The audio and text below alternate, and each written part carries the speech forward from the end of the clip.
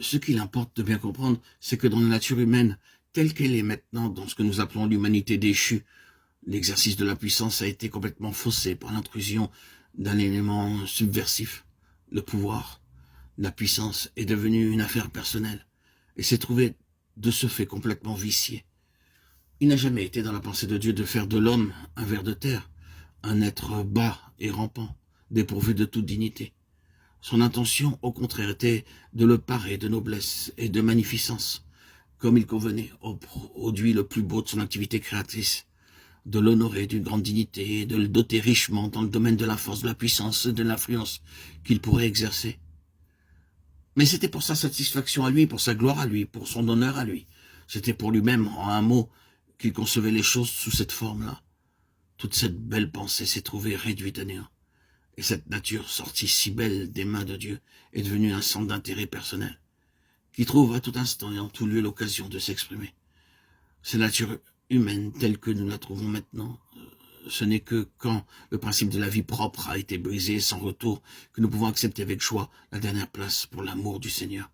La faiblesse est nécessaire, et le secret de cette nécessité, c'est que l'homme, dans l'état où il est, a en lui une force ou une aspiration à la force, qui a été détourné de sa destination par une action subversive. Nous avons nommé Satan, dont le plan général nous est bien connu. Son seul but, l'objectif qu'il poursuit avec plus d'acharnement que n'importe quoi d'autre, c'est la force, l'empire, la domination. Et cette idée, cette suggestion, cette convoitise, il a réussi à la communiquer à l'homme et à la lui faire accepter. Être comme Dieu, avoir de la force pour lui-même, sans plus se soucier de sa dépendance de Dieu. Ainsi, s'est constitué entre l'homme et Satan cette horrible fraternité, la recherche de la puissance pour des fins personnelles. Que ce soit là notre but avoué ou non, il n'importe. Nous avons cela dans notre nature, malgré nous. Les saints eux-mêmes découvrent en eux cette tendance-là. Quand Dieu les fait prospérer, quand Dieu accumule sur eux ses bénédictions, ils s'aperçoivent que dans la vieille nature, il y a toujours cet ennemi éhonté qui n'hésiterait pas à s'emparer des grâces même de Dieu pour les exploiter à son profit et s'en faire une gloire personnelle. Il fut merveilleusement soutenu jusqu'à ce qu'il devint puissant, nous est-il dit d'Osias, jusqu'à ce qu'il se servit des bénédictions sans nombre que Dieu lui avait octroyées comme d'un prétexte pour s'élever outre mesure et porter une main téméraire dans le domaine sacré du sanctuaire de Chroniques 26, 15, 16. Cette chose mauvaise, cet ennemi du dedans, qui même chez les saints les plus merveilleusement soutenus et bénis de Dieu, réparait de temps à autre et devient leur perte lorsqu'elles font son apparition.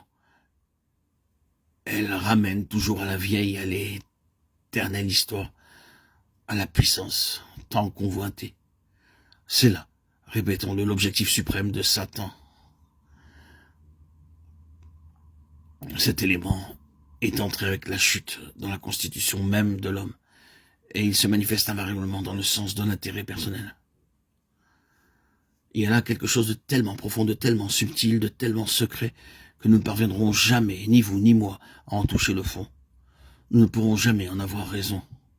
Nous n'arriverons jamais à mettre la main dessus une fois pour toutes pour lui régler son compte. C'est quelque chose qui nous dépasse, tant par sa profondeur que par ses détours. Ce désir d'être fort se manifeste sous des dehors qui sont parfois si habilement camouflés qu'ils réussissent à nous donner le change et à se faire prendre pour légitime. Souvent aussi le désir est à peine conscient et passe complètement inaperçu. Vous aurez à peine à le croire, mais une proportion considérable des maux qui nous atteignent, des ravages, des ruines, des limitations de toutes sortes qui éprouvent le peuple de Dieu n'a pas d'autre cause. On peut s'en rendre compte si on veut bien se donner la peine d'aller au fond des choses.